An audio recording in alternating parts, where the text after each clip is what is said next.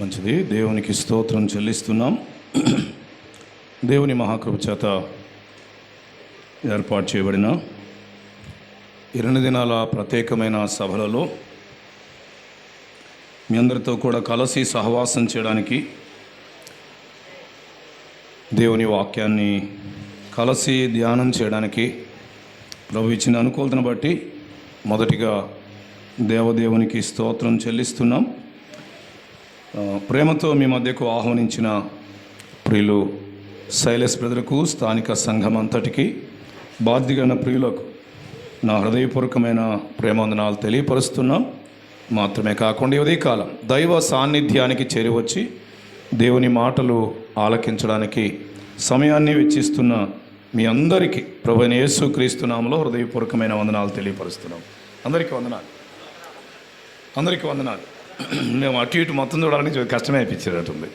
So మొత్తం 3 డైరెక్షన్స్లో ప్రజలు కూర్చొని ఉన్నారు కాబట్టి సరే, మేము చూసినా చూడకపోయినా మీరు వినడానికి మాత్రం ప్రయత్నం చేయండి, సరేనా? ఒకసారి వందనాలు చెబుదాం అందరం. వినబట్టలేదు. ఎందుకంటే ఈ మాట ఎందుకు మరలా చెప్పించారంటే, సంఘాల్లో వందనాలు చెప్పుకోవడం కూడా కరువైంది. అర్థమైందా? వందనాలు అనేది ఇదేం ఫ్యాషన్ కాదు. వందనాలు అనేది తప్పకుండా మనం దేవుని పిల్లలంగా ఒకరికి ఒకరు ఏం చేయాలి?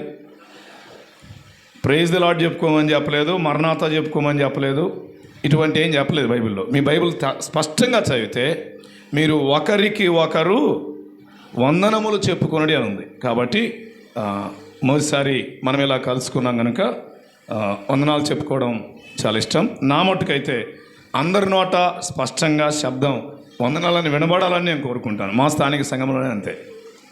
వందనాలను చెప్పుకోవడం అనేది తప్పక కలిగి ఉండడం ప్రయోజనకరం. మంచిది. సహోదరులు సురేష్ బ్రదర్ జ్ఞాపకం చేసినట్లుగా వాస్తవానికి 1-2 సార్లు గదినాల్లో కూడా ఈ స్థలానికి రావాలని ఆహ్వానించారు, కానీ నాకున్న అననుకూలతను బట్టి రాలేకపోయాను.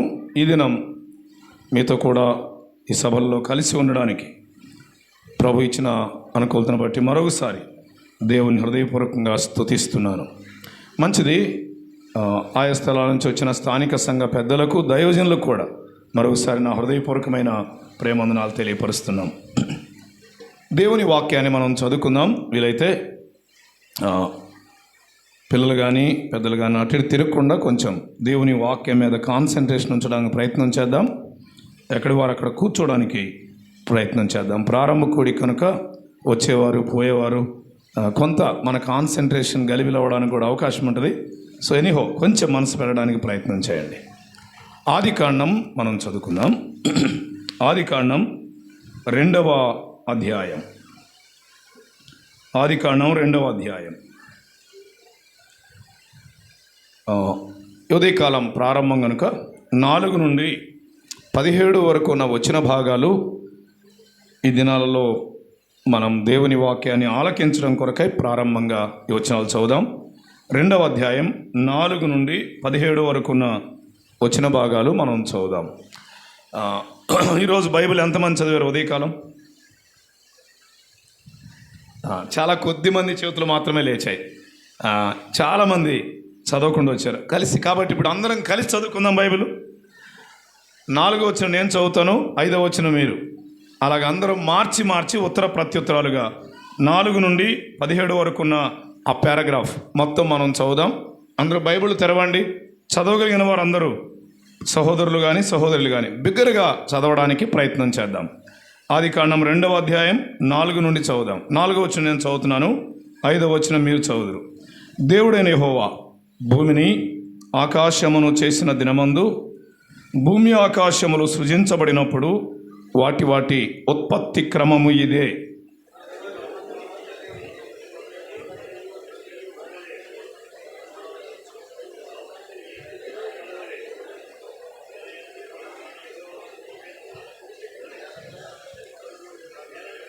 సరే, బండ్లు చాలా చోట్ల ఆగినాయి. ఇటువైపు నుంచి అయితే అసలు వినబట్టలేదు. ఓకేనా? రైట్. అందరూ బిగ్గరగా చదువుదాం. మనం మాట్లాడుకునేటప్పుడు చాలా పెద్దగా మాట్లాడతాం కదా. సో కొంచెం వాయిస్ పెంచుదాం.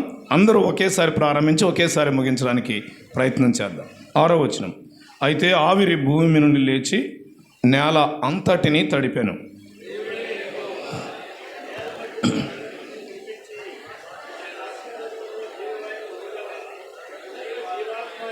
Okay, thank you. బాగా చదివారు. అలా చదవండి. దేవుడైన యెహోవా తూర్పున ఏదెనులో ఒక తోట వేసి తాను నిర్మించిన నరుని దానిలో ఉంచెను.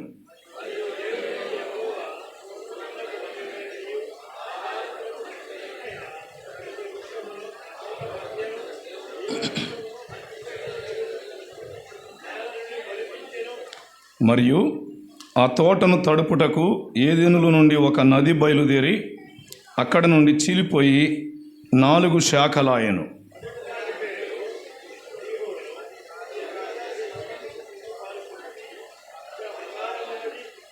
ఆ దేశపు బంగారము శ్రేష్టమైనది, అక్కడ బోళమును గోమేధికములను దొరుకును.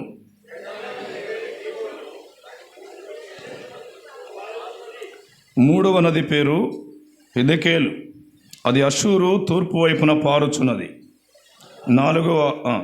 చదవండి.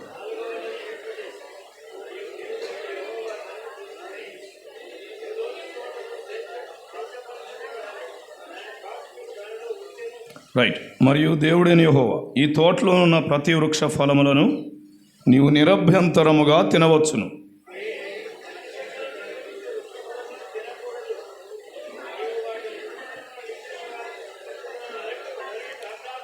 చదవబడిన లేఖన భాగాలు మనందరి ఆలోచనలో మన ఆధ్యాత్మిక జీవితాల ప్రయోజనార్థమై ప్రభువే ఆశీర్వాదకరంగా అనుగ్రహించినట్లుగా చిన్న మాట ప్రార్థన చేద్దాం. ప్రార్థనలో తలలు ఉంచి కనులు మూసి నాతో కూడా ఏకీభవించి హృదయాలను వాక్యం వినడానికి సిద్ధపరచుకుంటూ ఆమెనని చెప్పడానికి ప్రయత్నం చేద్దాం. సకల స్తోత్రములకు కారణభూతుడు అయిన మా దేవా, సార్వభౌముడు అయిన మా తండ్రి, సమస్త సృష్టి నిర్మాణకుడా, సమస్తమును నిర్మించి నిర్వహిస్తున్న గొప్ప దేవా, మా శిరస్సులు వంచి మిమ్మను వందిస్తున్నాం, పూజిస్తున్నాం, ఘనపరుస్తున్నాం. మంటివారం కొంతసేపు కనబడి అంతలోనే మాయమైపోయే మా జీవితాల పట్ల మీకున్న ప్రేమంతటికై మీకు స్తోత్రం చెల్లిస్తున్నాం. నిర్మూలము కాక సజీవులుగా మమ్మల్ని ఉంచింది మీ ప్రేమ అని ఎరిగి తల వంచి మీకు నమస్కరిస్తున్నాం. అంతకంటే మరి విశేషంగా మీ ఆజ్ఞ అతిక్రమించి పాపం చేసిన మానవుని పాపానికి వచ్చే ఫలితమైన అగ్నిగుండానికి మేము వారసులమై ఉండగా ఆ అగ్నిగుండము నుండి మమ్మల్ని తప్పించడం కొరకై మీ ప్రియకుమారుడు క్రీస్తు యేసు వారిని కాలము పరిపూర్ణమైనప్పుడు ఈ భూలోకానికి పంపి కలువరిలో మా నిమిత్తం బలి చేసినందుకు స్తోత్రం.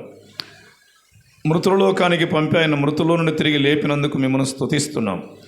ఈ సువార్త మాకు వినబడగా కేవలం విశ్వాసం ఉంచడం చేత మీ పిల్లలుగా అంగీకరించినందుకు స్తోత్రం చెల్లిస్తున్నాం. ఆ వరుసలో మేదరమెట్ల గ్రామంలో ఈ ప్రాంతంలో మీ యందు విశ్వాసం ఉంచిన మీ బిడ్డలు సంఘముగా కూడి మీ నామాన్ని ఘనపరచడానికి కృపణిస్తున్నందుకు స్తోత్రం చెల్లిస్తున్నాం. సంఘము ద్వారా ఏర్పాటు చేయబడిన ఈ 2 దినాల ప్రత్యేకమైన కూడికలకై మీకు స్తోత్రం. ఉదయకాలం ప్రారంభ కూడికలో మేమందరం మీ పాద సాన్నిధ్యానికి చేరి రావడానికి కృపణించినందుకై స్తుతిస్తున్నాం. చేరి వచ్చిన వారందరిని బట్టి మిమ్మల్ని స్తుతిస్తున్నాం. ఇంకా రావలసిన ప్రియుల కొరకు కూడా ప్రార్థిస్తున్నాం. అందరినీ అన్ని విధాల ప్రభువా మీ ఆలోచనల వైపు గమనాన్ని ఉంచగలిగినట్లుగా మీరు దర్శించండి. ప్రతి ఒక్కరి హృదయం ప్రభువా, ప్రతి ఒక్కరి అంతరంగం మీ వాక్యము వినడానికి సిద్ధపరచబడినట్లుగా కృపనివ్వండి. చదువుకున్న లేఖనాల వెలుగులో నుండి మీరు మాతో మాట్లాడండి. ప్రభువా, నిలవబడిన నేను మీ మాటలు పలకడానికి చాలినవాడను కానయ్యా, బలహీనుడనని మీరు ఎరుగుదురు. దేవా, ఏ హృదయానికి ఏ మాట కావాలో మీకు మాత్రమే తెలుసు. అందరి హృదయాలతో అవసరమైన రీతిలో మీరే మాట్లాడి మహిమా ఘనత ప్రభావాలు పొందుమని ఈ ప్రాంగణమంతా ఆత్మీయ వాతావరణం ఉండడానికి కృపనిమ్మని మా అందరి గమనాగమనములు మీ వాక్యము తట్టు మాత్రమే ఉండనిమ్మని మా ప్రభు అయిన యేసు క్రీస్తు నామమున స్తోత్రములు చెల్లించి ప్రార్థించి వేడుకుంటున్నాము తండ్రి. ఆమేన్. ప్రభునందు ప్రియమైన సోదరులారా, సోదరిలారా, ఉదయకాల వేళ దైవ సాన్నిధ్యములో మనం చేరి ఉండగా దేవుని వాక్యాన్ని మనం ఆలకించడం కొరకై బైబిల్ గ్రంథంలో మొదటి గ్రంథమైన ఆది కాండాన్ని మనం చదువుకున్నాం. దాదాపుగా ఆది కాండాన్ని గురించి మనం చాలా తేలికగా బాగా ఎరిగిన వారమే. స్థానిక సంఘాలలో కూడా ఆది కాండానికి వచ్చిన అనేక సంగతులు అర్థమైన మేరలో అందించే దైవజనులు, సహోదరులు, పెద్దలు ఉన్నారు. అందును బట్టి ప్రభువును స్తుతిస్తున్నాం. అయినా ప్రభు నా అంతరంగంలో ఉంచిన ఆలోచన బట్టి మరొకసారి ఈ లేఖనాలలో నుండి దేవుని మాటలు ఆలకిస్తూ మనమందరం ఉజ్జీవింపబడాలని, పురికొల్పబడాలని, ఆత్మచేత మరింతగా రెన్యువల్ చేయబడాలని నేను ఆశపడుతూ ఈ లేఖన భాగాలు చదువుతూ వచ్చాను. ఆది కాండం ఓ అద్భుతమైన గ్రంథం. ఒక భక్తుడు ఇలా అన్నాడు, ఆది కాండం అర్థం కాకపోతే బైబిల్లో ఏ గ్రంథం అర్థం కాదు అన్నాడు. ఆది కాండం చాలా అమూల్యమైన గ్రంథం. దైవజనులు నాన్నగారు రాజారావు గారు రాస్తూ ఇది ఉత్పత్తుల గ్రంథం అని వ్రాశారు. ఉత్పత్తుల గ్రంథం అని పేరు పెట్టారు. మాత్రమే కాకుండా ఇది ఆరంభాల గ్రంథం అని కూడా జ్ఞాపకం చేస్తారు. అన్నింటి యొక్క ఆరంభం ఆది కాండంలోనే మనం గమనిస్తాం. సృష్టి ఆరంభం ఆది కాండంలోనే, మానవుని యొక్క ఆరంభం ఆది కాండంలోనే, మానవుని యొక్క కుటుంబ వ్యవస్థ ప్రారంభం ఆది కాండంలోనే, మానవుని యొక్క వివాహ వ్యవస్థ ప్రారంభం ఆది కాండంలోనే, సంతాన ప్రారంభం కూడా ఆది కాండంలోనే. మాత్రమే కాదు, మానవుని పతన ప్రారంభం కూడా ఆది కాండంలోనే. అదే సమయంలో మానవునికి విమోచన ప్రారంభం కూడా ఆది కాండంలోనే. సో అన్నిటి యొక్క ఆరంభం ఆది కాండంలోనే. పాపైన మానవుని రక్షణ కొరకు రాబోతున్న మెస్సియాను గుర్చిన ప్రవచనాల ప్రారంభం కూడా ఆది కాండమే. అన్నింటి యొక్క ఆరంభం ఆది కాండంలోనే మనం గమనిస్తాం. ఆది కాండంలో ఎన్ని అధ్యాయాలు ఉన్నాయి తెలిస్తే చెప్పడం పర్లేదు, మేము వచ్చింది చెప్పడానికే కదా. 50 అధ్యాయాలు ఉన్నాయి. 50 అధ్యాయాలను 2 ముఖ్యమైన భాగాలుగా జ్ఞాపకం చేస్తారు బైబిల్ పండితులు. ఒకటి 4 ముఖ్య సంభవాలు, 4 ముఖ్య వ్యక్తులు అంటారు ఆది కాండాన్ని. 4 ముఖ్యమైన సంభవాలు, 4 ముఖ్యమైన వ్యక్తులు అని ఈ ఆది కాండాన్ని పరిచయం చేస్తారు బైబిల్ పండితులు. నేను వాటన్నిటిని వివరించట్లేదు, కానీ ఆ 4 సంభవాలలో మొదటి సంభవం సృష్టిని గుర్చిన సంభవం. ఆ సృష్టిని గుర్చిన సంభవంలో భాగంగా ఈ దినం మన ధ్యానం కొరకు 2వ అధ్యాయాన్ని మనం చదువుకున్నాం.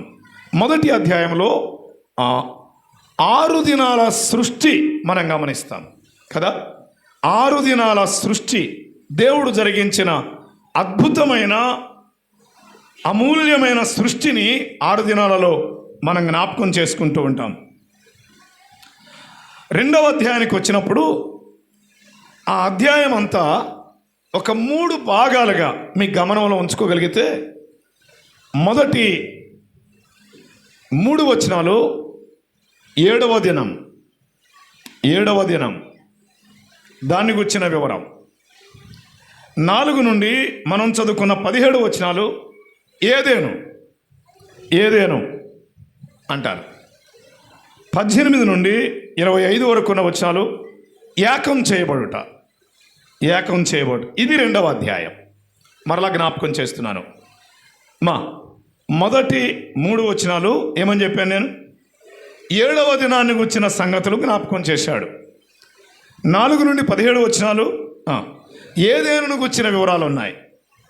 ఆ తర్వాత 18 నుండి 25 వరకు ఉన్న వచనాలు ఏకం చేయబట్టును గూర్చి, ఏకం చేయుట అనగా వివాహ వ్యవస్థను గుర్చిన సంగతులు మనం గమనిస్తాం. ఇది 2వ అధ్యాయం. అర్థమైందా? సో ఈజీగా నేను చదువుకుంటూ ధ్యానం చేసుకుంటూ ఈ విషయాలు నా గమనం మేరకు ప్రభు నాకు ఇచ్చిన ఆలోచనల వల్ల అలాగూ ఆలోచన చేస్తూ వచ్చాను, ధ్యానం చేసుకుంటూ వచ్చాను. సో ఈ ఉదయకాలం మనం దేవుడు మనకిచ్చిన సమయాలలో 4 నుండి 17 వచనాల్లో ఏ సంగతిని గురించి వ్రాయబడింది అన్నాను? ఏదేనును గుర్చిన వివరాలు. ఈ దినాలలో ఏదేను దగ్గర మనం ఆగడానికి ప్రయత్నం చేద్దాం. ఏదేనును గుర్చిన వివరాలు మనం ఆలోచన చేద్దాం. 7వ దినం దాన్ని సబ్బాతు దినం అంటారు. మాత్రమే కాకుండా శనివారపు వారు అంటారు, సెవెంత్ డే అడ్వెంటిస్ట్స్ అంటారు. ఇలాగ రకరకాల పేర్లతో పిలుస్తారు. 7వ దినం అనే దాని మీద ఏర్పడిన శాఖ ఇది. అంటే 7వ దినం అనేది విశ్రాంతి దినం అనే దగ్గర జ్ఞాపకం చేయబడుతూ ఆ సంగతులు వర్ణిస్తూ వచ్చాడు. కానీ నేను ఒక మాట జ్ఞాపకం చేస్తాను. 7వ దినం అది మానవునికి సంబంధించిన విశ్రాంతి కాదు, అది దేవునికి సంబంధించిన విశ్రాంతి. ఈరోజు అది ఒక ప్రత్యేకమైన శాఖగా దాన్ని పాటించాలి అనే అపోహలలో క్రైస్తవ్యములో కొంతమంది ఉన్నారు. కానీ వాస్తవానికి ఈరోజు విశ్రాంతి దినాన్ని ఆచరించవచ్చా ఆచరించకూడదంటే ఒక మాటలో చెప్పాలంటే ఆచరించవలసిన అవసరం లేదు అని గుర్తుపెట్టుకోండి. దాని వివరాల్లోకి నేను వెళ్ళను. ఆచరించవలసిన అవసరం లేదు. ఎందుకు అనంటే మనం పాత నిబంధన క్రింద లేము. రెండవది మనం క్రొత్త నిబంధన క్రింద ఉన్నాం.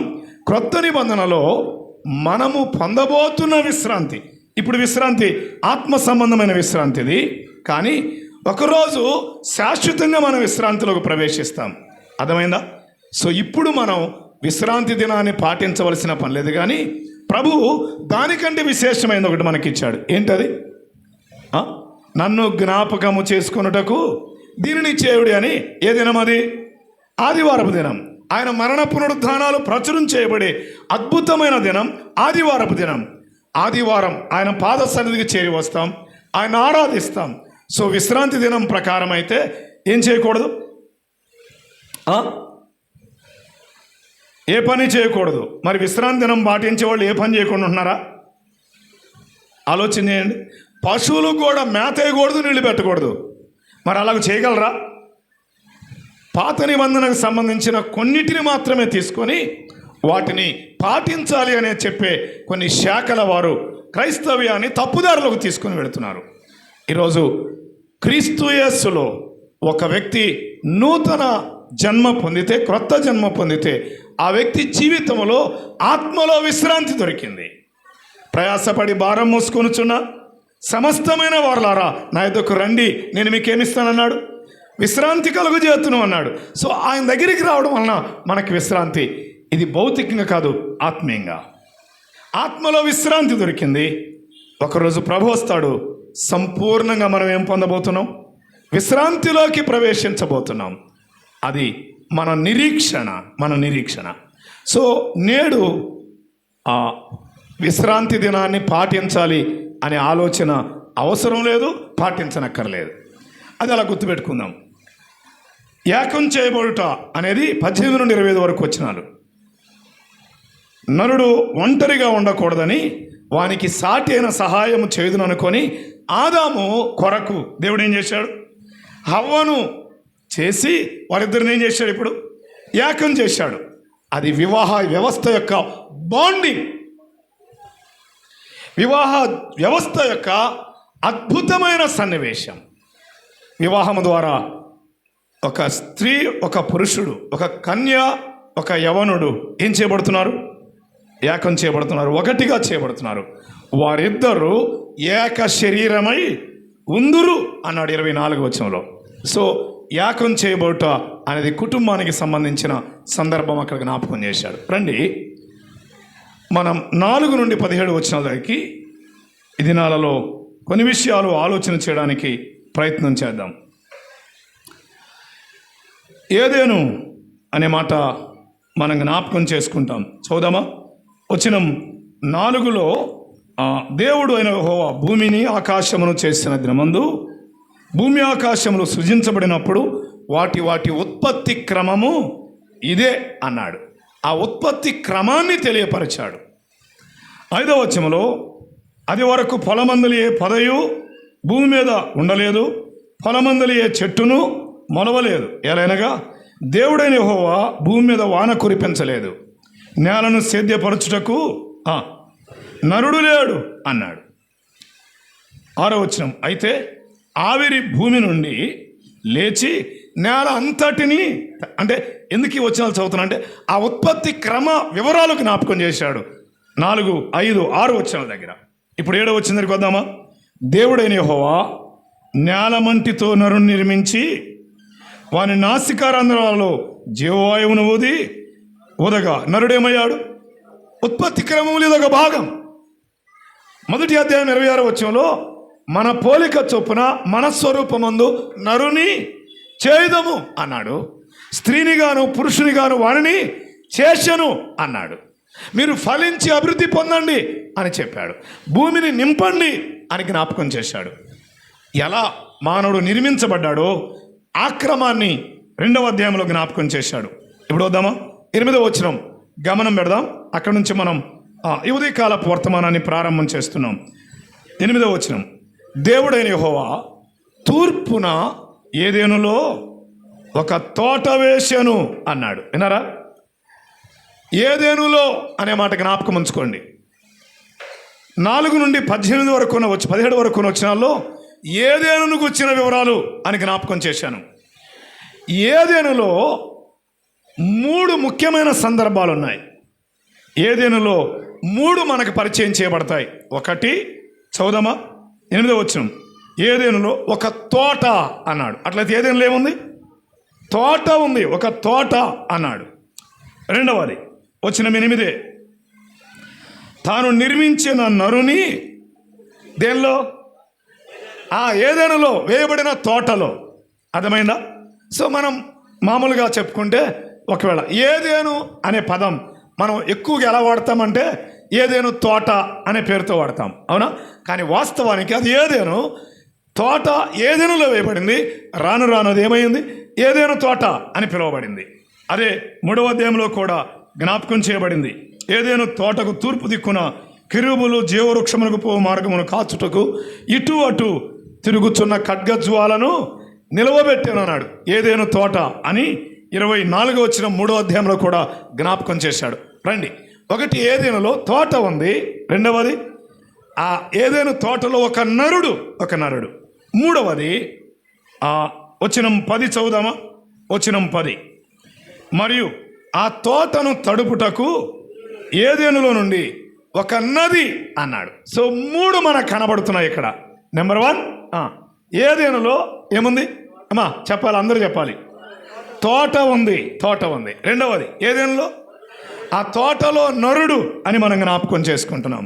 సో ఆ నరుడు కూడా ఏదైనా సంబంధించిన వాడే, ఆ తోటలో ఉన్న నరుడే. 3వది ఆ తోటలో ఒక నది. అర్థమైందా? సో 3 పరిచయం చేయబడ్డాయి ఏదైనా సంబంధించి.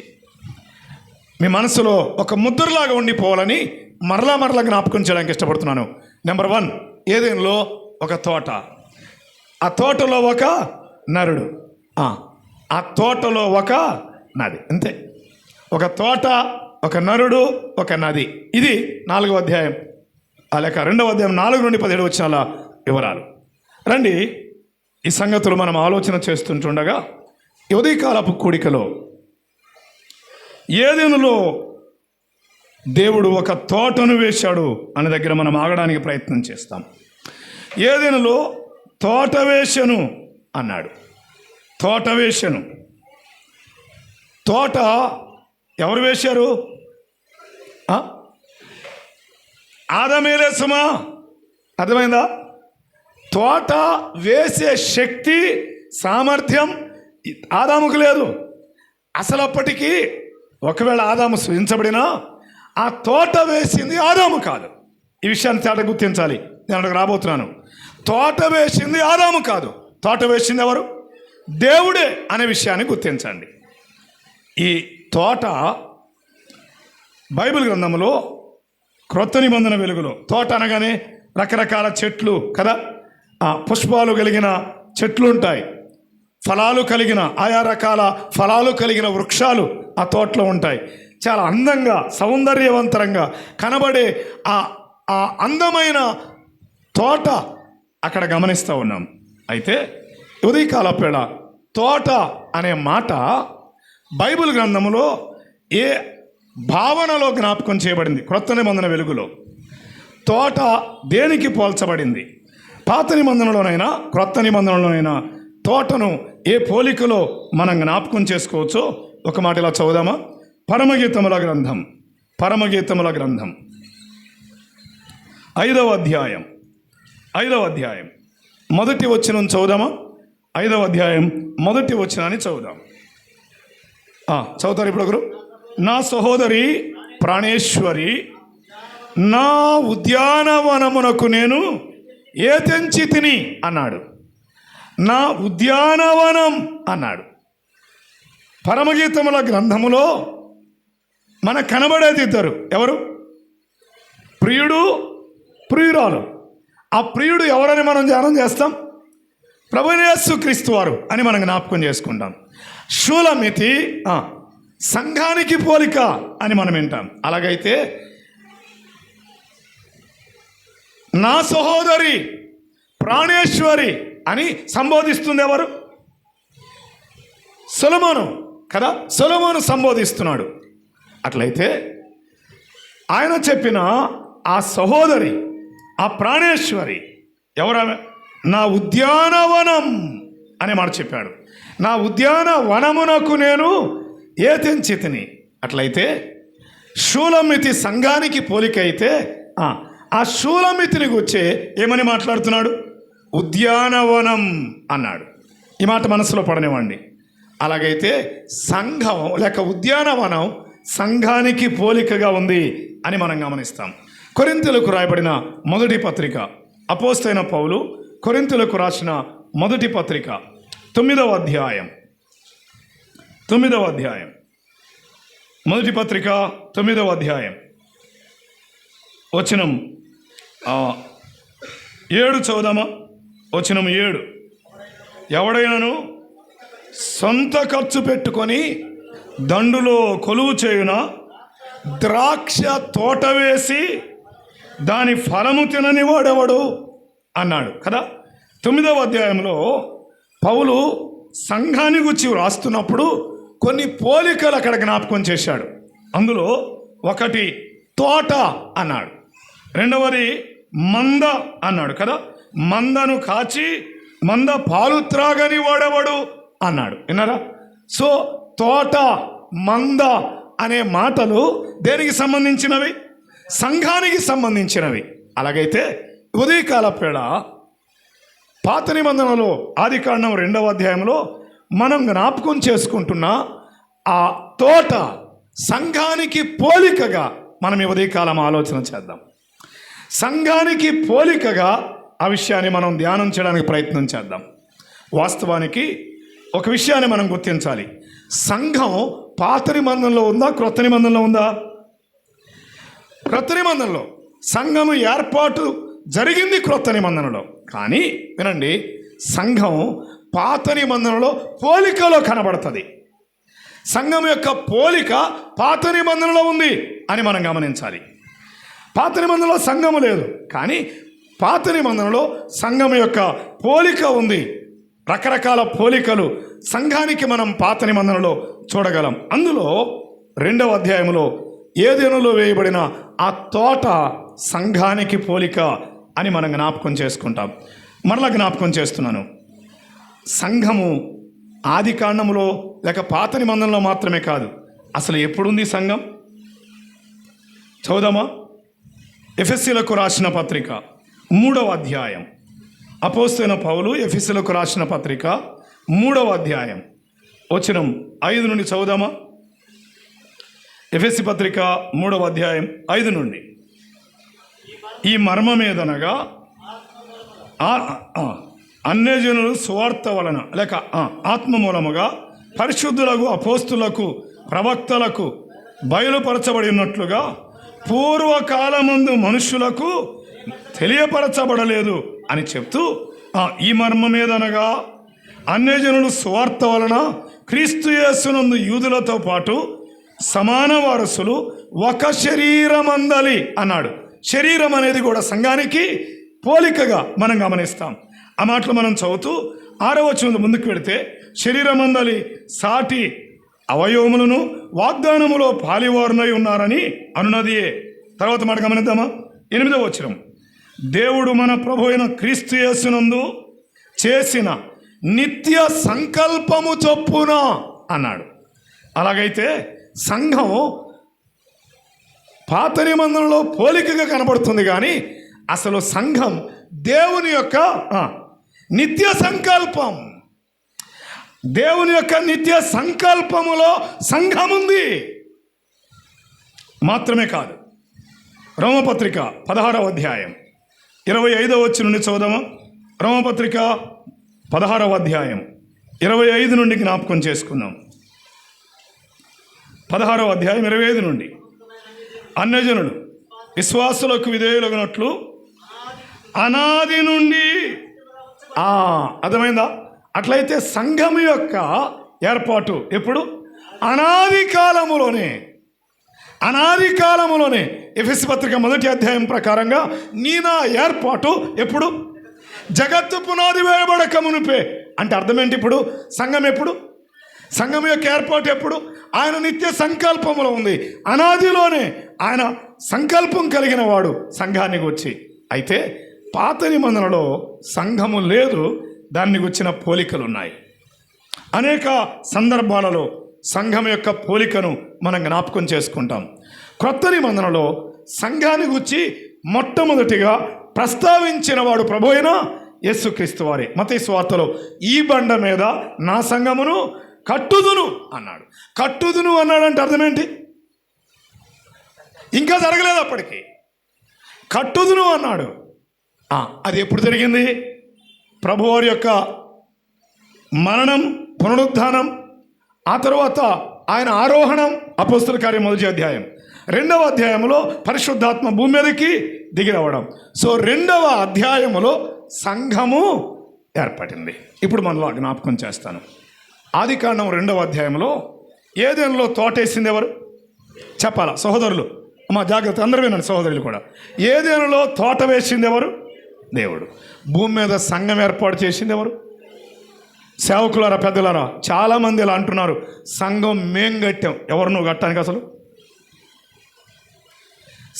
అందుకేందా చెప్పాను, ఏదెనులో తోట ఆదామేలో.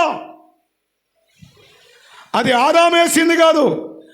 ఆదాము ఎలాగూ ఏదెనులో తోట వేయలేదో, భూమి మీద సంఘం కూడా ఏ మానవుడు వేసేది కాదు, మానవుడు వేసింది కాదు.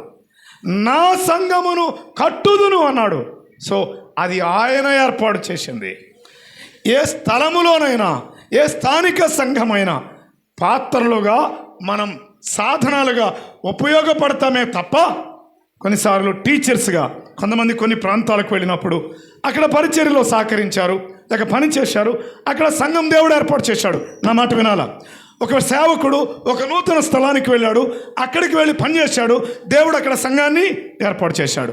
సో ఆ పని జరగడానికి దేవుని యొక్క ఏర్పాట్లో ఉన్న సంఘం అనేది ఏర్పడడానికి, వినాలి జాగ్రత్తగా, ఆయా రకాల వ్యక్తులు, సహకారులు మాత్రమే. కానీ సంఘం ఎవరు ఏర్పాటు చేసింది?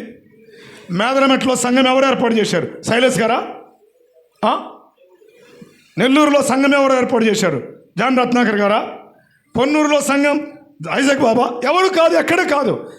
సార్వత్రిక సంఘం, స్థానిక సంఘ నమూనాలో మనం దాన్ని గమనించగలం.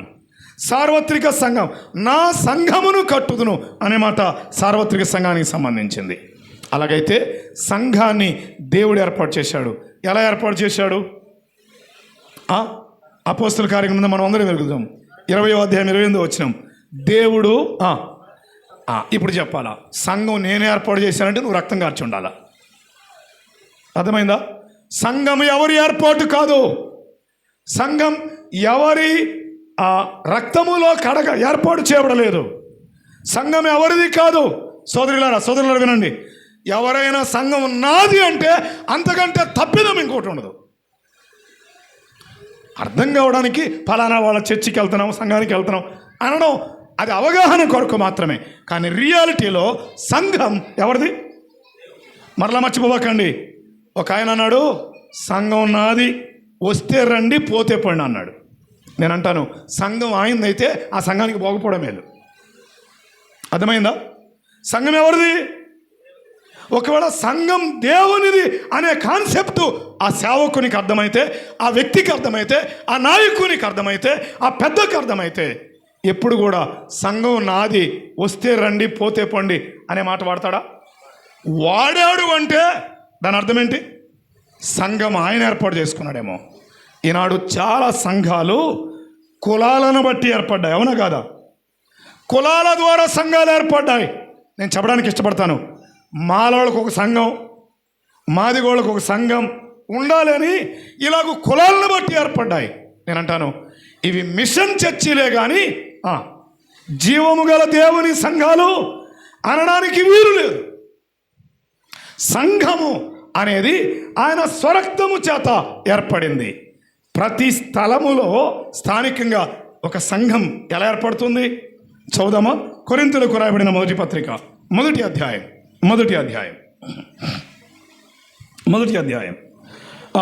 2వ వచనం చదువుదామా?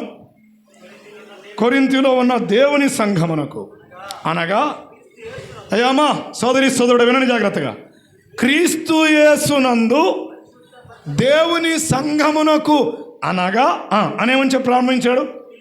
అలాగైతే సంఘానికి మూలం, ఆధారం ఎవరు? క్రీస్తు యేసే. ఈ సత్యాన్ని మర్చిపోకండి. సంఘానికి ఎవరు మూలం కాదు.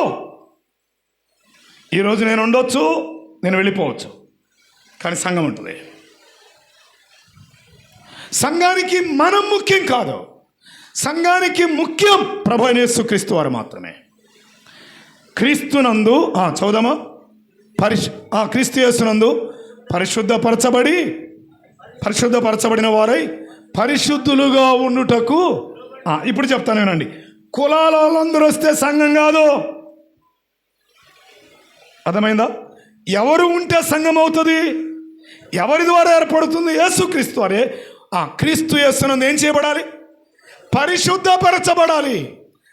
యేసుక్రీస్తు వారు కలువరిశిలో కార్చిన ఆ రక్తధారలలో ఎవరి పాపమైతే కడగబడుతుందో, ఎవరైతే పాప క్షమాపణ వేడుకుంటారో, ఆయన రక్తములో కడుగబడి పరిశుద్ధపరచబడిన వారై పరిశుద్ధులుగా ఉండడానికి పిలువబడిన వారితో కూడింది మాత్రమే సంఘం. మా కులస్తులంతా ఒక సంఘం అంటే అది కుల సంఘమే. మా కుటుంబీకులంతా ఒక సంఘం అంటే అది కుటుంబ సంఘం. అర్థమైందా? But that is not church of Christ. క్రీస్తు సంఘం కాదు. చర్చ్ ఆఫ్ క్రైస్ట్ మళ్ళీ ఒక శాఖ. అట్టెలా బాకండి. క్రీస్తు సంఘం అంటే క్రీస్తు యేసునందు ఆయన రక్తము ద్వారా పరిశుద్ధపరచబడి పరిశుద్ధులుగా ఉండడానికి పిలువబడిన వారు. They are called out company. వారు బయటికి పిలువబడిన వారు. లోకములో నుండి పిలువబడ్డారు, చీకటిలో నుండి పిలువబడ్డారు, పాపములో నుండి పిలువబడ్డారు, పరిశుద్ధులుగా చేయబడ్డారు. మీరు ఒక చోట గ్యాదర్ అవుతుండగా, కూడుతుండగా, that is called church.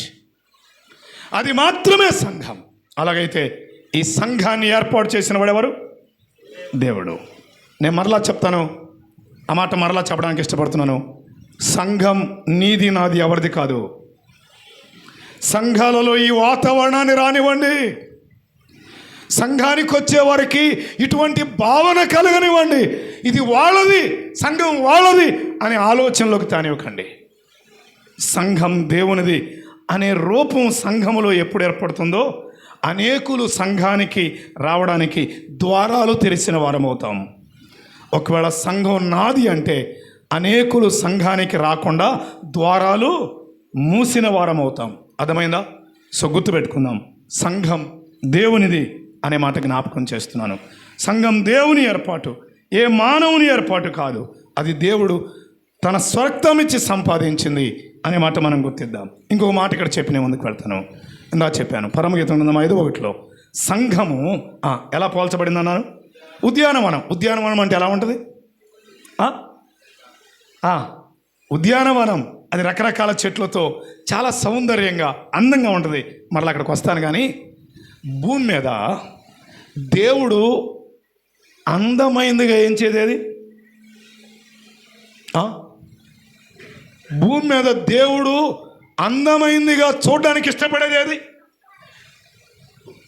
Only సంఘం మాత్రమే, చర్చి మాత్రమే, సంఘాన్ని మాత్రమే. సంఘం అని చాలామందికి బ్రదరన్ అసెంబ్లీస్లో కూడా మందిరం సంఘం అనుకుంటున్నారు చాలామంది. కట్టబడిన మందిరం సంఘం కాదు. అర్థమైందా?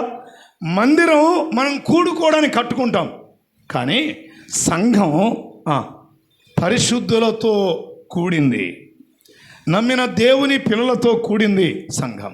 అలాగైతే నీవు నేను ఆయన దృష్టిలో అందమైన వారం. సంఘం అంటే ఒక ఆయన చాలా ఏళ్ల క్రితం ఏమని రాశాడంటే మ్యాగజైన్లో సంఘం అని రాసి బ్రాకెట్లో పెద్దలు అని పెట్టాడు. వింటున్నారా? అంటే ఇప్పుడు సంఘం అంటే ఆయన ఆయన డెఫినేషన్ ఏంటి? ఏమన్నా చెప్పండి పెద్దవాళ్ళు. పెద్దలా ఆయన డెఫినేషన్లో. కానీ వాస్తవానికి సంఘానికి డెఫినేషన్ ఏంటి? పరిశుద్ధుల సమూహం. అందులో అధ్యక్షులు ఉంటారు, అందులో సేవకులు ఉంటారు, పరిచారకులు ఉంటారు, విశ్వాసులు అనేక మంది ఉన్నారు కదా, స్త్రీలు ఉన్నారు, పురుషులు ఉన్నారు. పెద్దలు సంఘం అనే డెఫినేషన్ అక్షరాల తప్పు. సంఘం అంటే పరిశుద్ధుల సముదాయం. అర్థమవుతుందా? అలాగైతే ఈ పరిశుద్ధులే దేవుని దృష్టిలో ఎటువంటి వారు? అందమైన వారు. యేస్కేలు గ్రంథంలో కాబోలు అంటాడు, సౌందర్యమైన నీ మంద నీవెచ్చట ఉంచావు అంటాడు. ఈ మంద ఆయన దృష్టిలో ఎటువంటిది? సౌందర్యమైంది. అందుకే మనం ఒక పుస్తకాల్లో ఒక పాట పాడతాం, ఏమని? అందాల ఉద్యానవనమా ఓ క్రైస్తవ సంఘమా, కదా. చక్కగా అద్భుతంగా రాశాడు ఆ భక్తుడు ఆ పాట. అందాల ఉద్యానవనమా ఓ క్రైస్తవ సంఘమా అనే పాట చాలా విశేషమైంది. సో గమనించండి, భూమి మీద దేవుడు చూచే అందమైంది ఏదైనా ఉందంటే అది సంఘం మాత్రమే. అలాగైతే సంఘం అందమైందిగా ఆయన దృష్టిలో, ఆయన కనుదృష్టితో ఉంది అని గుర్తుపెట్టుకుందాం. అందంగా కనబడుతున్న సంఘాన్ని, ఆయన దృష్టిలో అందంగా ఉన్న సంఘాన్ని పాడు చేయకుండా జాగ్రత్త పడదాం. ఆ సౌందర్యాన్ని దెబ్బతీయకుండా జాగ్రత్త పడదాం.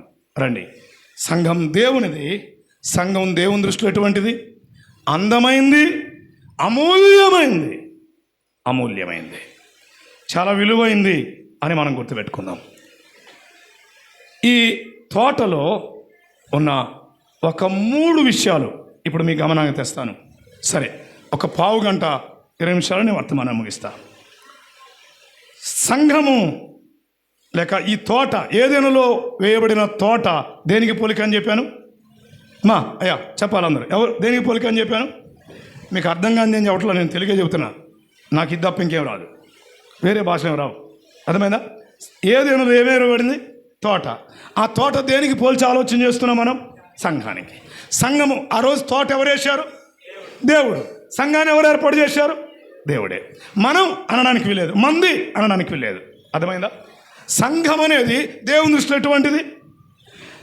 అందమైంది, అమూల్యమైంది. అర్థమైందా? సో ఆయన దాన్ని అలా చూస్తున్నాడు, గుర్తుపెట్టుకుందాం. ఈ ఏదెనులో లేక ఆ తోటలో ఏమున్నాయి చూద్దామా? ఒక 3 విషయాలు పరిచయం చేద్దాం, జ్ఞాపకం చేసుకుందాం. 9వ వచనం. మరియు దేవుడైన యెహోవా చూపునకు రమ్యమైనది, ఆహారమునకు మంచిదినైనా ప్రతి వృక్షమును అన్నాడు. అలాగైతే మొదటిది, ఆ తోటలో ప్రతి వృక్షం అన్నాడు. ప్రతి వృక్షం అంటే రకరకాల ప్రతి విధమైన వృక్షాలు అక్కడ ఉన్నాయి. అర్థమైందా? సో ప్రతి వృక్షం ఆ తోటలో ఉంది. రెండవది ఇంకేముంది అక్కడ? తోట మధ్యను జీవవృక్షం అన్నాడు. వింటున్నారా? ప్రతి వృక్షం అనేది ఒకటి కాదు, అది ఫ్లోరల్. అర్థమైందా? ఇక్కడేమన్నాడు? తోట మధ్యను జీవవృక్షం అన్నాడు. చుట్టూ చెట్లు ఉన్నాయి, రకరకాల వృక్షాలు. ప్రతి వృక్షం ఉంది. ఎన్ని రకాల ఫలాలు ఉన్నాయో అన్ని రకాల వృక్షాలు ఉన్నాయి అనుకుందాం. ప్రతి వృక్షం ఉంది. తోట మధ్యలో ఏముంది? జీవవృక్షం. 2 చెప్పాను. మూడవది చదుదామా? మంచి చెడ్డల తెలివినుచ్చు వృక్షం అన్నాడు. సో ఎన్ని రకాల వృక్షాలు ఉన్నాయి అక్కడ? 3 రకాలు. ఒకటి తోటలో ప్రతి విధమైన వృక్షం ఉంది అమ్మా. రెండవది జీవవృక్షం ఉంది. మూడవది మంచి చెడ్డల తెలివినిచ్చే వృక్షం ఉంది. వాస్తవం ఈ సమయం తీసుకోవాలి, కానీ ముందు మనం టైం ఎక్కువ తీసుకున్నాం, దాటిపోదాం పర్లేదు. నేను చాలా తేలిగ్గా జ్ఞాపకం చేయడానికి ఇష్టపడతాను. ఆ తోటలో ప్రతి వృక్షం ఉంది. ఇప్పుడు ఆ వృక్షాలు అందంగా కనబడాలంటే, ఆ చెట్లు అందంగా ఉండాలంటే ఏం కావాలి? నీరు కావాలి. ఇంకా అసలు ఆ తోటలో ఉన్న వృక్షాలు అందంగా ఎప్పుడు కనపడతాయి? అందంగా ఎప్పుడు కనపడతాయి? పూత బాగుంటే, వెరీ గుడ్.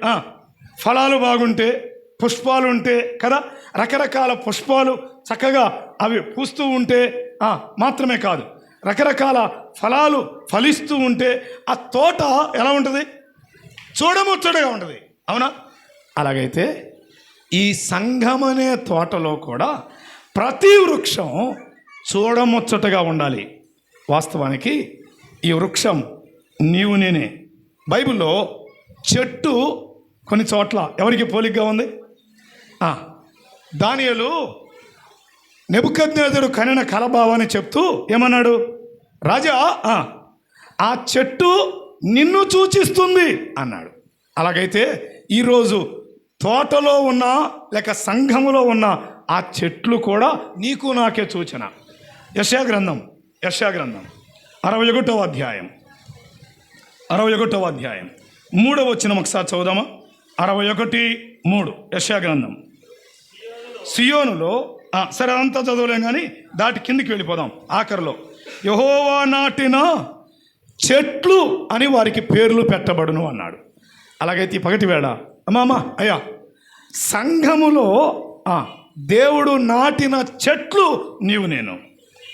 యెహోవా నాటిన చెట్లు అని వాటికి పేర్లు పెట్టబడును అనే మాట జ్ఞాపకం చేస్తున్నాడు. నిన్ను నన్ను ఆయా పరిస్థితులకు, ఆయా స్థితిగతులకు, ఆయా కుటుంబాలకు చెందిన మనందరినీ తీసుకొని వచ్చి రక్షించి ఎక్కడ నాటాడు? ఆయన సంఘములో నాటాడు. అర్థమైందా? ఆ తోటలో నాటాడు. అలాగైతే ఇప్పుడు వినండి, ఈ తోటలో నాటబడిన చెట్లు ఎలా కనబడాలి? అందంగా కనబడాలి. ఆ సౌందర్యం రావాలంటే ఆ చెట్లు పుష్పించాలి, ఆ చెట్లు ఫలించాలి. ఇంకా చెప్పాలంటే ఆ చెట్లు ఆ పుష్పాలు పూస్తున్నప్పుడు, ఆ ఫలాలు వస్తున్నప్పుడు ఆ తోటలో నుండి సౌందర్యం మాత్రమే కాదు, కానీ ఇంకొకటి ఏముంటుంది? సువాసనలు వెదజల్లుతాయి. అర్థమైందా? సో సంఘం సౌందర్యంగా కనబడాలి, సంఘం సువాసన వెదజల్లాలి. అర్థమైందా? సంఘం సౌందర్యాన్ని చూపించగలగాలి, సంఘం సువాసనలు విరజిమ్మాలి, సువాసనలు వెదజల్లాలి. రండి, ఇందాక జ్ఞాపకం చేశాను, ఆ సౌందర్యం ఉండాలి అంటే ఎప్పుడు ఉంటుంది ఆ సౌందర్యం? ఆ పుష్పించినప్పుడు, ఫలించినప్పుడు కదా. ఆ పుష్పాలు రావాలంటే, ఆ ఫలాలు రావాలంటే అసలు ఆ చెట్టుకి ఏముండాలా? ఆ చెట్టుకి ఏముండాలి? నీరు ఉండాలి. నీరుంటే ఆటోమేటిక్గా ఆ చెట్టుకి ఏముంటుంది? జీవం ఉంటుంది. జీవం ఉంటే పచ్చగా ఉంటుంది, జీవం ఉంటే పచ్చదనం ఉంటుంది. అలాగైతే ఈనాడు సంఘములో ఉన్న చాలా చెట్లలో ఏం లేదు. మరి మీకు కూడా తెలుసా? జీవం లేదు. జీవించుచున్నావన్నా ఎక్కడా? సాధ్య సంగతం చెప్తున్నాడు కదా, జీవించుచున్నావన్న పేరు మాత్రమే ఉంది, కానీ నీవు మృతుడవే అన్నాడు. చాలా చెట్లు సంఘములలో ఈరోజు ఎలా ఉన్నాయంటే పేరుగు చెట్లు. ఆ చెట్టులో జీవం లేదు, ఆ చెట్టులో ఏమాత్రం కళ లేదు, ఆ చెట్టులో ఏమాత్రం సువాసన లేదు, ఆ చెట్టులో ఏమాత్రం ఫలం లేదు. అలాగైతే ఎందుకని పరిస్థితి దాపురించింది? సంఘంలో నాటబడిన చెట్లకు జీవం ఉండాలి. ఈ జీవం లేకపోతే పుష్పించవు, ఆ జీవం లేకపోతే ఫలించవు, ఆ జీవం లేకపోతే సౌందర్యం ఉండదు, ఆ జీవం లేకపోతే చెప్పండి సువాసన ఉండదు. అర్థమైందా? సో జీవం ఉండాలి, జీవం ఉండాలి. ఇంతకీ అమ్మా నీవే, అయ్యా నీవే, అమ్మా నీవే, సేవకులారా పెద్దలారా, మనము జీవం గలవారంగా ఉన్నామా? మా ఊరిలో ఒక ఆయన ఉన్నాడు, మా తమ్ముడు రత్నాకర్ కూడా మేమిద్దరు ఒక ఊరోళ్ళమే కాబట్టి ఆయనకు కూడా తెలుసు. జాన్ గారు అని ఒక పెద్ద ఆయన ఉండేవాడు, చనిపోయి ప్రభుత్వకి వెళ్ళాడు. ఆయన అనేవాడు, ఒరేయ్ వీడి సావు కళ జీవకళరా అనేవాడు. ముఖం చూసి మాట్లాడేవాడు, ఒరే వీడి ముఖంలో సావు కళ జీవకళ అనేవాడు. చాలా చతురోక్తిగా మాట్లాడతాడు ఆయన. చాలాసార్లు సంఘములలో ఉన్న వ్యక్తులలో ఏ కళ ఉంది? నిజంగా చెప్పండి, జీవకళ ఉందా, చావు కళ ఉందా? వస్తున్నాం కానీ ఏదో అంత పోగొట్టుకున్న వాళ్ళలాగా వస్తాం. మొత్తానికి అక్కడ కూర్చుంటాం కానీ చావు కళ తప్ప జీవకళ కనపడదు. అరే సంఘానికి వస్తున్నాను, సంఘంలో ఉన్నాను, దేవుని సన్నిధిలో ఉన్నాను, నేను దేవుని సంఘానికి చెందినవాడను అనే ఆ జీవం మనలో ఉట్టిపట్టలేదు, ఆ సంతోషం మనలో ఉండదు. చూస్తుంటే ఏదో కోల్పోయిన స్థితి. మందిరానికి చెందిన వారమే, సంఘానికి చెందిన వారమే, సంఘానికి వస్తున్నాం కానీ జీవకళ లేదు, జీవం లేదు. జీవం లేకపోతే అక్కడేముండదు, సౌందర్యం ఉండదు, అక్కడేముండదు, సువాసన ఉండదు. అమ్మా సంఘములో దేవుడు నాటాడు, నాటబడిన చెట్లు సౌందర్యంగా ఉండాలి, సువాసన వెదజల్లాలి అంటే తప్పకుండా మనలో జీవం ఉండాలి, జీవం ఉండాలి. ఈ జీవం ఎలా వస్తుంది? ఈ జీవాన్ని మనం ఎక్కడి నుంచి తెచ్చుకుంటాం? ఇలా చెప్పనివ్వండి, నీలో నాలో ఎందుకు జీవం ఉండడం లేదు?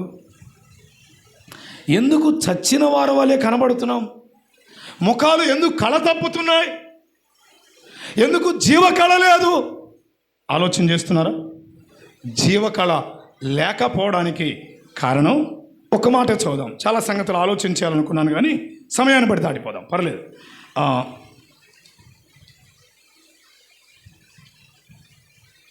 యోహాను సువార్త 15వ అధ్యాయం, మనమందరం ఎరుగుదాం, ఆ మాట ఇలా జ్ఞాపకం చేద్దాం. యోహాను సువార్త 15వ అధ్యాయం వచనం 1 నుండి చదువుదామా? నేను నిజమైన ద్రాక్షవాడిని, అది కూడా తోటే కదా.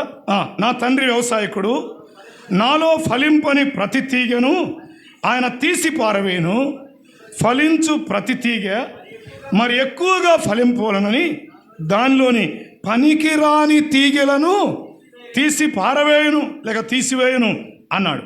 ఆ మాట చెప్తూ మరలాడుకొద్దాం. వచ్చిన 4, నాయందు నిలిచి ఉండుడి అన్నాడు కదా. నాయందు నిలిచి ఉండుడి.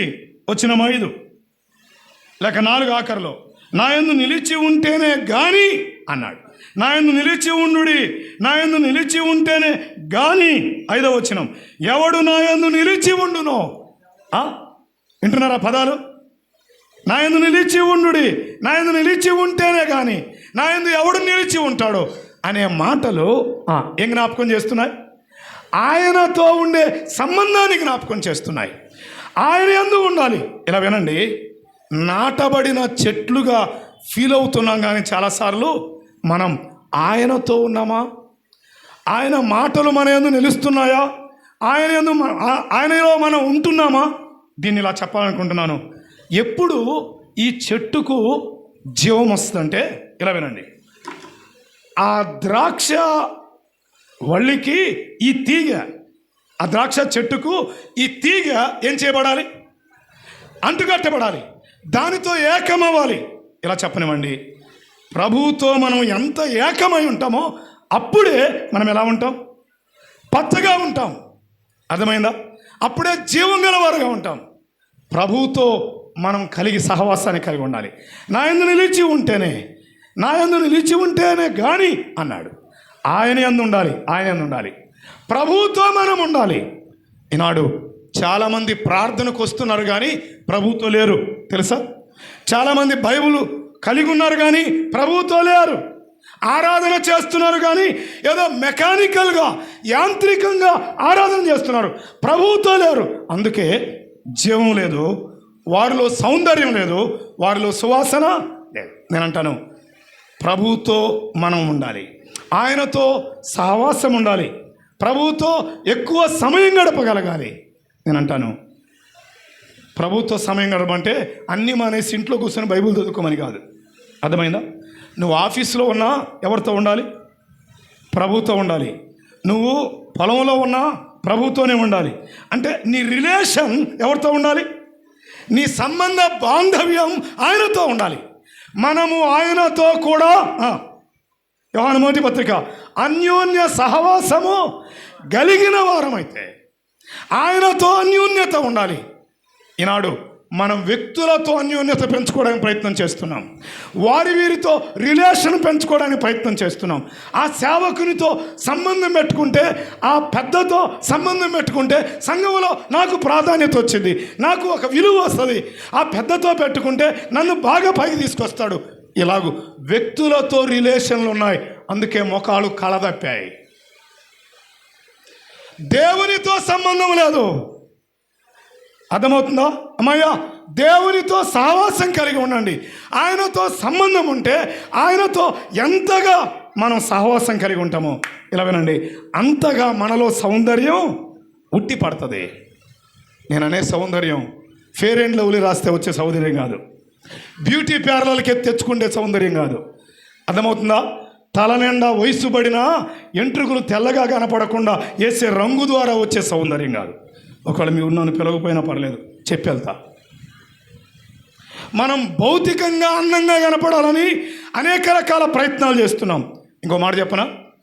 సంఘాలు సౌందర్యంగా ఉండడం కంటే మందిరాలు సౌందర్యంగా ఉండాలని చాలామంది ప్రయత్నం చేస్తున్నారు. ఇటీవల ఒక స్థానిక సంఘానికి వెళ్తే, దేవుడు ఆత్మ కనుక ఆయన ఆరాధించువారు అని ఉంటుందా మన సంఘాల్లో? విచిత్రం చెప్పమంటారా? దానికి సీరియల్ బల్బులు పెట్టారు. ఎందుకు చెప్పాలి మీరు? ఎందుకు? అంతే కదా, అందంగా కనపడడానికి. ఇప్పుడు ఆ సీరియల్ బల్బులు వెలుగుతూ ఉంటే మనిషి దృష్టి దేని మీద ఉంటుంది? ఆరాధన మీద, బల్బు మీద? చెప్పండి.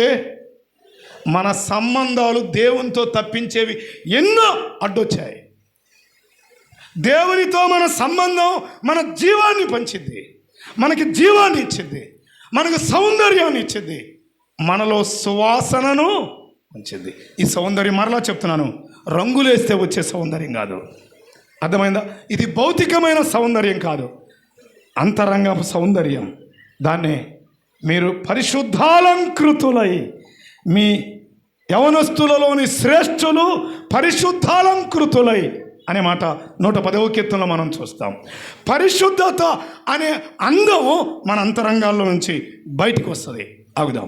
సో మొదటిది జీవం ఉండాలి. ప్రతి చెట్టు సౌందర్యంగా కనబడాలన్నా, ప్రతి చెట్టు సువాసన వెదజల్లాలన్నా ఏముండాలి? జీవం ఉండాలి. ఆ జీవం ఎప్పుడు ఉంటుంది మనలో? ఏమా సిస్టర్ చెప్పండి, ఎప్పుడు ఉంటుంది ఆ జీవం మనలో? టీవీ కాడ కూర్చుంటే కాదు, ఇప్పుడు టీవీతో పని లేదు. ఏది ఎక్కువైపోయింది? ఇంట్లో ఎవరి మొబైల్ వాళ్ళది కదా. రీసెంట్గా నేను ఒక వాట్సాప్లో పంపిస్తే చూశాను, ఎవరో పంపించారు, సహోదరులు ఎవరో. ఒక పిల్లోడు బడికి వెళ్ళి వచ్చి వర్క్ చేయకుండా బుక్స్ పక్కన పెట్టి ఫోన్ గేమ్ ఆడుకున్నాడు. వాళ్ళ అమ్మ వచ్చి అరిసి తీసుకుంది. ఆమె ఏం చేస్తుంది? పక్కకి వెళ్ళి ఫోన్ మాట్లాడుతూ టీవీ చూస్తుంది. ఈలోపు వీడు బుక్స్ తిరిగేశాడు. తిరిగేసి సీరియస్గా బుక్ పడేసి బయటికి వెళ్ళాడు. బయటికి వెళ్ళి ఒక సెకండ్లో ఒక క్రికెట్ బ్యాట్ తీసుకొచ్చాడు. చూసారు ఎవరన్నా మీలో? Thank you. బ్యాట్ తీసుకొస్తే ఆ బ్యాట్ తీసుకొని వచ్చి ఈమెమో మాట్లాడుతూనే ఉంది ఫోను. ఆ బ్యాట్ ఒక చేసే తల మీద, అంతే చచ్చిపోయింది. సీరియస్గా పడిపోయిన అమ్మగారు కావాల్సింది. ఆమె చేతిలో ఫోన్ లాక్కొని వెళ్ళి గేమ్ ఆడుకుంటున్నాడు. ఈనాడు తల్లిదండ్రులు, పిల్లలు, భార్యాభర్తలు అందరూ చేతుల్లో దేన్ని నింపుకున్నారు? దేంతో సహవాసం పెరిగింది? ఈనాడు సేవకులు, పెద్దలకు కూడా ఫోన్లతో ఉన్నంత సంబంధాలు ఎవరితో లేవు? ప్రభువుతో లేవు. నీ పిల్లలు దేంతో సహవాసం చేస్తున్నారు? నువ్వు దేంతో సహవాసం చేస్తున్నావు? ప్రభువుతో సంబంధం ఉందా? నేను అంటాను, ప్రభువులో ఎంతగా మనం ఉంటామో, ప్రభువుతో ఎంతగా మనం సమయాన్ని గడుపుతామో అంతగా పచ్చదనం మనలో ఉంటుంది, అంతగా సౌందర్యం ఉంటుంది, అంతగా సువాసన వెదజల్లింది. ఇంకో మాట అక్కడ చెప్పాడు 15వ అధ్యాయంలో. ప్రభుతో ఉండాలి మొదటిది. రెండవది, పనికి రాని ప్రతి తీగ. మనం పచ్చగా ఉండాలంటే, మనం సౌందర్యం కనబడాలంటే, మనలో సువాసన బయటికి రావాలంటే పనికి రాని కొన్ని ఉన్నాయా లేవా? ఉదయకాలం సహోదరుడు ఎవరు ప్రార్థన చేస్తూ, ప్రభువా మాలో తీసివేయాల్సినవి ఏంటో మాకు నేర్పించని చెప్పారు. నేనంటాను, పనికి రాని తీసేయండి. పనికి రాని ఏంటో మనకు తెలుసు, పనికి మాలినవి ఏంటో మనకు తెలుసు. పనికి రాని తీసివేయండి, మనలో జీవం ఉంటుంది, మనం పచ్చగా ఉంటాం, మనం సౌందర్యంగా ఉంటాం. పొలాల్లో, వరి పొలాల్లో నారిన తర్వాత కొంతకాలం తర్వాత ఏం చేస్తారు? కొన్ని తీసేస్తారు. ఏంటి? కలుపు మొక్కలు దిగిపోతే ఏమైంది?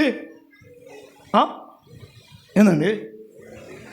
ఏసే ఎరువంతా ఆటికి పట్టేది, బలవంతు దేనికి ఎక్కింది? అందుకని కలుపు మొక్కలు తీసేయాల. ఈనాడు విశ్వాసులలో జీవం లేకపోవడానికి, సౌందర్యం, కళ లేకపోవడానికి చెప్తారా?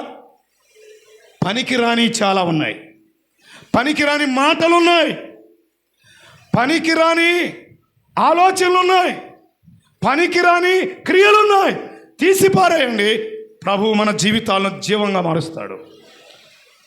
దానియేలు తన 3 స్నేహితులు అక్కడున్న వారందరికంటే కళగా, సౌందర్యవంతంగా కనబడడానికి కారణం ఏంటి? ఇంతంత మాంసం తిన్నారు 3 పూట్ల కదా? కాదు. కారణం ఏంటి? వారి సహవాసం ఎవరితో? దేవునితో. అందుకే వారు కళగా ఉన్నారు. రెండో మాట చదువుదాము. రెండవది, ఒకటి ప్రతి వృక్షం ఉంది ఏదైనా. రెండవది ఇంకేముంది ఏదైనా? జీవవృక్షాలు 2 3 ఒక్కటే. జీవవృక్షం ఎక్కడుంది? ఆ మాట కత్తి పెట్టుకోవాలా. తోట మధ్యలో ఉంది జీవవృక్షం. అలాగైతే సంఘానికి సెంటర్ ఆఫ్ అట్రాక్షన్ ఎవరు? జీవవృక్షం ప్రభు అయిన యేసుక్రీస్తు వారికే పోలిక. ఆయన ఒక్కడే సంఘము మధ్య ఉండదగిన వాడు. సంఘముల మధ్య సంచరించువాడు చెప్పు సంగతులేవనగా అన్నాడు. ఎక్కడ? 12వ అధ్యాయంలో, 2వ అధ్యాయంలో. ఆయన సంఘముల మధ్య ఉండేవాడు, సంఘము మధ్య ఉండేవాడు. ఇలా వినండి సోదరులారా, సేవకులారా, పెద్దలారా, సోదరులు కూడా వినండి. ఈనాడు సంఘములో అందరికంటే ముఖ్యంగా మధ్య ఎవరుండాలనుకున్నాం? సేవకుడుగా నేనుండాలా? పెద్దలు నువ్వు కాదు నేనుండాలంటారు. ఎవరికి వాళ్ళే నేనుండాలి అంటున్నారు. అర్థమవుతుందా? సంఘమునకు మధ్య ఎవరుండాలి? క్రీస్తు మాత్రమే ఉండాలి. ఆయనే కేంద్రస్థానమై ఉండాలి. మన సంఘాలలో కేంద్రం ప్రభువా, మనమా? సంఘాలలో కేంద్రం క్రీస్తు, సేవకుడా? సంఘాలలో కేంద్రం పెద్దల, క్రీస్తు? ఎవరు అంటున్నాం కానీ ఉండాలనుకుంటుంది ఎవరు? క్రీస్తును పక్కన పెట్టి మనం సెంటర్ పాయింట్లో ఉండడానికి ప్రయత్నం చేస్తున్నాం. వినండి, యేసుక్రీస్తు వారు సంఘము మధ్య ఉండనివ్వండి. నేను మరలా మాట చెప్తున్నాను, చెప్పడానికి సమయం లేదు కాబట్టి. సంఘానికి మధ్య ఆయన ఉండనివ్వండి. ఇంకెవరూ కాదు, ఏ నాయకుడు కాదు, ఏ సేవకుడు కాదు, ఏ స్త్రీ కాదు, ఏ పురుషుడు కాదు. సంఘానికి మధ్య ఉండవలసింది ఎవరు? ప్రభువే. ఇలా చెప్పనివ్వండి. ఆయన మధ్య ఉంటే ఆయన దగ్గర నుండి అన్నిటికీ అవసరమైన సరఫరా జరిగింది. అర్థమైందా? ఆయన ఉండనిద్దాం. సంఘముల మధ్య సంచరించేవాడు ఆయన సంఘం మధ్య ఉండడానికి ఇష్టపడేవాడు. మన సంఘం మధ్య ఆయన ఉన్నాడా? మెదనమెట్లో ఉన్న స్థానిక సంఘములో ఆయన ఉన్నాడా? ఆయనే మధ్య ఉన్నాడా? నీవెవరైనా మధ్యలో ఉండడానికి ఇష్టపడుతున్నావా? ఆగి ఆలోచన చేయాలి. 3వ మాట, సంఘములో ప్రతి వృక్షం ఉంది. ప్రతి వృక్షం ద్వారా సౌందర్యం తోటకి రావాలి. చెప్పండి, సువాసన తోటకి రావాలి. అర్థమైందా? ఎప్పుడు వస్తుంది? జీవం ఉన్నాం. ఆ జీవం రావాలంటే ఏం చేయాలి? ప్రభువుతో సంబంధం ఉండాలి. పనికి రాని వాటిని తీసిపారాలి. అవునా? రెండవది, ఆ తోట మధ్యలో ఏముండాలి? ఏముంది ఏదేంలో? జీవవృక్షం. సంఘానికి తోట సంఘానికి పోలికైతే సంఘం మధ్యలో ఎవరు ఉండాలి? అయ్యామా ఎవరు ఉండడానికి వీల్లేదు. నేను ఒక మాట చెప్తాను, సంఘానికి మధ్య నేను అన్నావా తీసి అవతల పడేస్తారు. జాగ్రత్త. ఈనాడు చాలామంది నేను కనపడాలా నేను కనపడాలనుకుంటున్నారు. సంఘములో ఆయన్ని కనబడనివ్వండి. మనమందరం ఏకంగా ఆయనకు స్థానం ఇద్దాం. కొలస్సీ పత్రిక 1వ అధ్యాయంలో అన్నింటిలో ఎవరికి ప్రాముఖ్యత కలగాలి? క్రీస్తుకు మాత్రమే ప్రాముఖ్యత కలగాలి. సెంటర్ ఆయన మాత్రమే ఉండాలి. సంఘానికి మధ్యవర్తి ప్రభు అయిన యేసుక్రీస్తు వారే. ఆయనే మధ్యస్థానం, ఆయనే కేంద్రం. ఆయన మాత్రం తప్ప మరి ఎవరు ఉండడానికి వెళ్ళలేదు. మూడవది, ఆ సంఘములో ఏముంది? ఇక్కడ ఆగిపోదాం. అమాట చెప్పి ప్రార్థన చేస్తా. మంచి చెడ్డల తెలివినిచ్చు వృక్షం. దీని ఏమనాలా? మంచి చెడ్డల తెలివినిచ్చు వృక్షం అనే మాట ఏమని ఆలోచన చేయవచ్చు? చాలాసార్లు ఆ మంచి చెడ్డల తెలివినిచ్చే వృక్షం ద్వారా కదా ఆదాము పండు తిని ఆజ్ఞను అతిక్రమించి పాపం తీసుకుని వచ్చాడు. ఏంటి ఎందుకు ఆ మంచి చెడ్డల తెలివినిచ్చే వృక్షం? మంచి చెడు ఆ వృక్షంలో ఉంది. అలాగైతే మంచి చెడు కలిగింది ఏది? ఈనాడు మంచి ఏదో చెడేదో చెప్పగలిగేది ఏది? బైబిల్. Thank you. దేవుని వాక్యమే ఆ మంచి చెడల తెలివినిచ్చే వృక్షం. లేవ్యకాండం ఆ వచనం చదివి ప్రార్థన చేద్దాం. లేవ్యకాండం 10వ అధ్యాయం 10-11 వచనాలు చదువుదాం. లేవ్యకాండం 10-11 వచనాలు.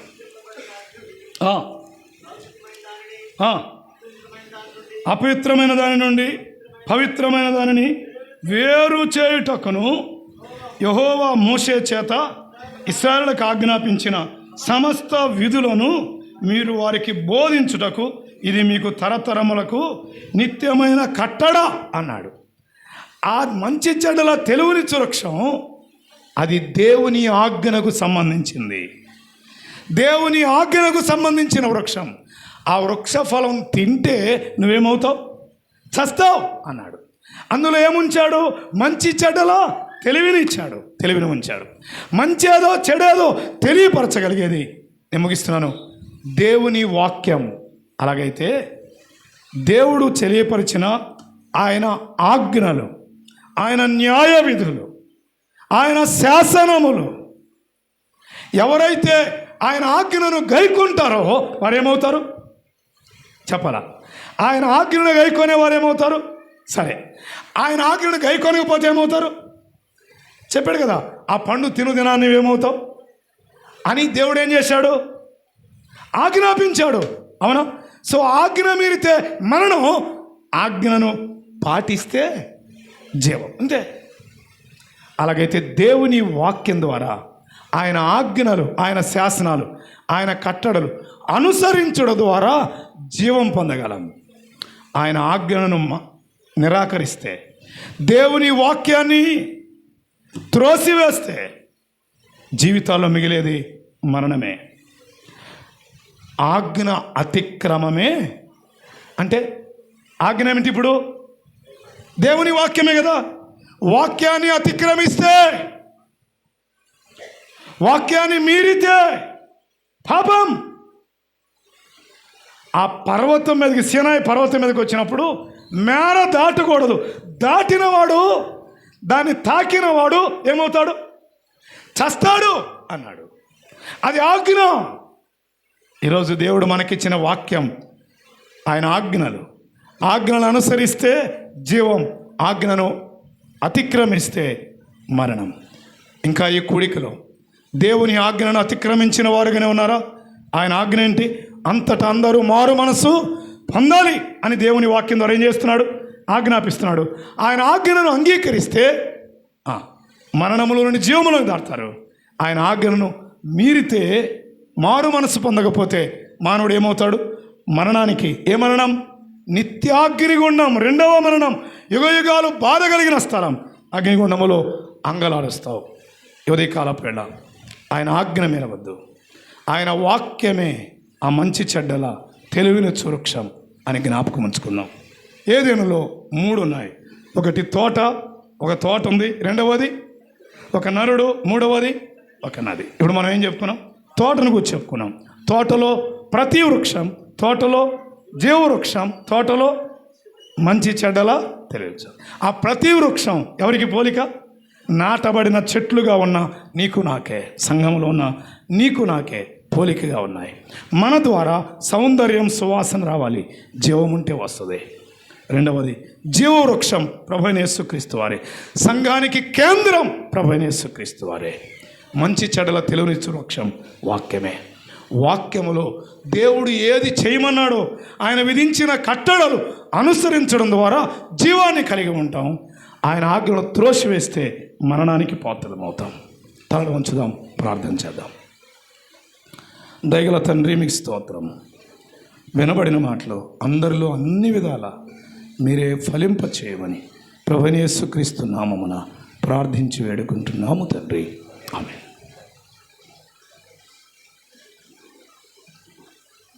ఇంతవరకు చాలా విలువైన శ్రేష్టమైన సంగతులు మనం ఆలకించాం. మరొక సందేశాన్ని మనం వినబోతూ ఉన్నాం. ఈ మధ్యలో నాగన్నపాలెం నుండి వచ్చినటువంటి సుబ్రహ్మణ్య గారు వచ్చి ఒక